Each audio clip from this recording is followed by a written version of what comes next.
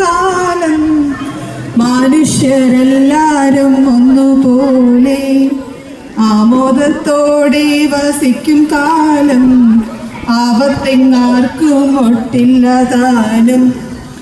മാവേലിയെ എതിരേൽക്കാൻ നമ്മളെല്ലാം ഒരുങ്ങുകയായി. ദേവാസുര യുദ്ധത്തിൽ ദേവന്മാരെ തോൽപ്പിച്ച് 3 ലോകവും മഹാബലി കീഴടക്കി. ഇത് മഹാബലിയിൽ അധികാരഭാഗമുണ്ടാക്കി.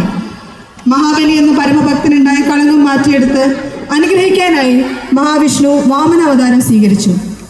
3 അടി മണ്ണ് യാചിച്ച് മഹാബലിയുടെ അടുക്കിലെത്തി.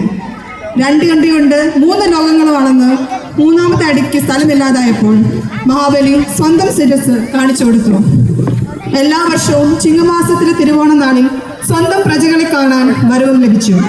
അങ്ങനെ മാവേലി നമ്മളെ കാണാൻ വരുന്നു എന്നാണ് തിരുവോണത്തിന്റെ സങ്കല്പം.